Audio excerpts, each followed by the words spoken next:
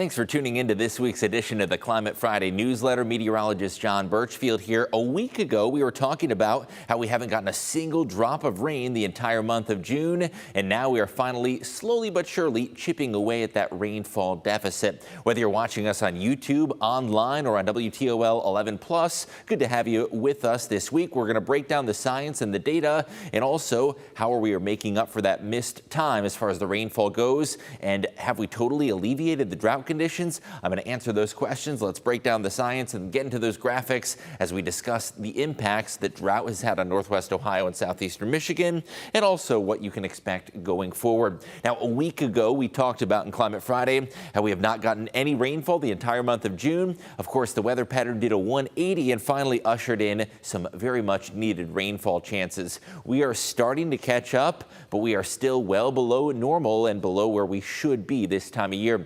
June rainfall in Toledo now sits at almost 9/10 of an inch. Some of you, though, south and east of the metro have seen more rain than that. So how does this stack up compared to where we should be this time of year? Rainfall is still about 2/3 of an inch below average, and that means we still have some ground to make up in order to even get back to that baseline normal rainfall level. The weather pattern finally decided to flip on Sunday, and we got almost 4/10 of an inch of soaking rainfall, and another nicely spaced out rain event happened on Tuesday with 1/2 an inch of rainfall. Of course, we've added to that tally with additional rainfall Thursday, and a nice even distribution of that rainfall every couple days, ideal for area farmers and gardeners. Now, rainfall has been highly dependent on where in the area you sit. If you live to the southeast, including Huron County like New London, over 2 inches of rain accumulation. Also to the south of Toledo, the village of Cary got almost 2 inches of rainfall, just adding up Sunday plus Tuesday. Sandusky, a little over 1 inch. In Toledo, just about 9/10 of an inch. And you may have seen more rainfall on Thursday that added to that tally.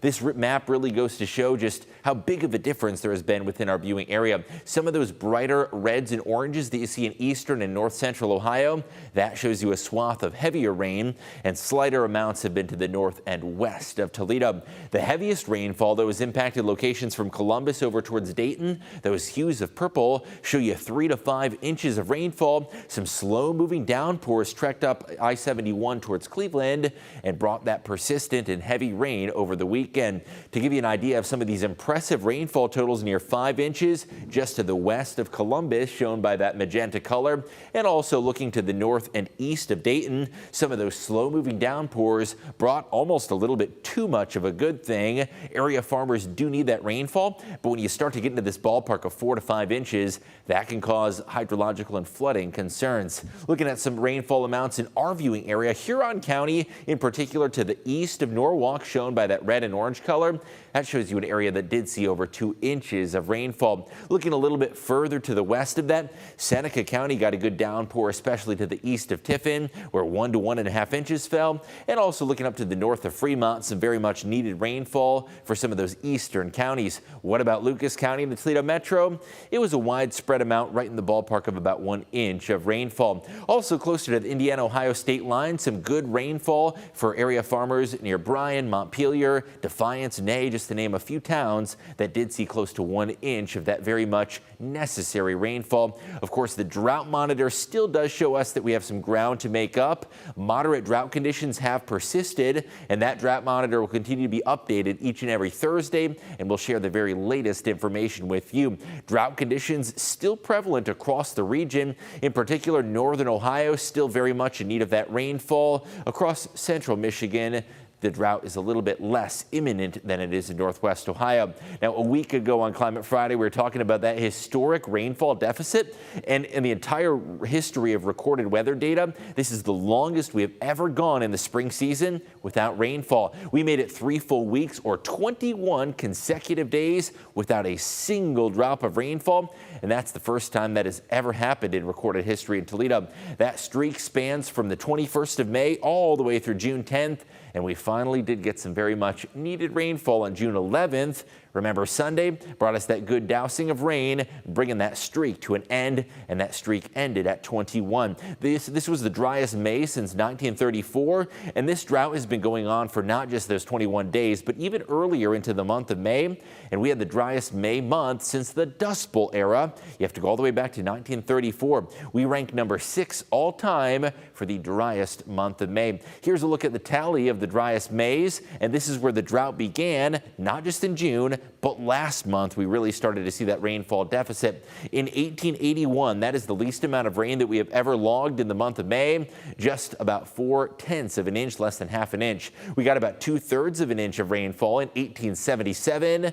Funny that those are both not too far apart. 1934, inches. There's that Dust Bowl era, and that's the most recent year that we saw as little rain as this one. 1926 and 1891 both brought between 7 and 8/10, and there's 2023. We only got 9/10 of an inch of rain, and that was all of May. Now keep in mind, June, even though we have gotten some recent rainfall, we are still well below that normal mark, and our June total is actually a little less than that. So we still need some more rain. Hopefully we can pick that up as well.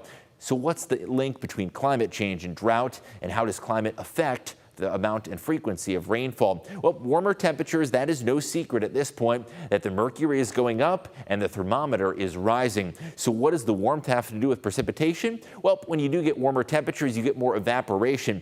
In other words, more of that moisture from the ground, the soil, the lakes, it is rising up due to the increased heat associated with climate change. That has an impact on the soil, and it causes soil moisture levels to drop, and that causes the soil to dry on out. We also see greater extremes and fluctuations in precipitation. In other words, when it rains, it pours, but we also see drought becoming more frequent. Those extremes can be troublesome for area farmers because not only do we get these more prevalent droughts, but we can also get heavier precipitation events that bring us soaking rain, almost too much of a good thing. Overall, climate change and drought is threatening agriculture, and it's making the job of farmers far more difficult. The weather is becoming more erratic, and as I alluded to earlier, we're going longer without rain, drought, but we're also seeing heavier precipitation. And like I just showed you with recent rainfall totals near 5 inches in Columbus and parts of south central Ohio, going from drought to 5 inches of rain, that's a bit of an extreme fluctuation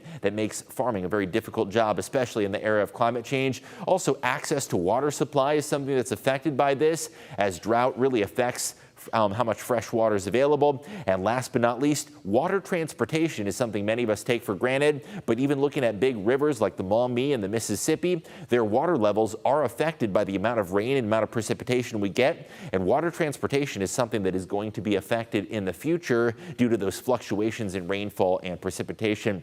Drought is becoming more common, not only in the Midwest, but also in some of those western states that are a little more volatile and a little more susceptible to drought. Even though it's bad here, and we certainly did need that rainfall, those western states are the ones that are the most prone to drought. And you may have heard in the news about how some of those states like California and Nevada are very much in need of rainfall, and that is a recurring theme that is becoming a bigger player in what we talk about the weather.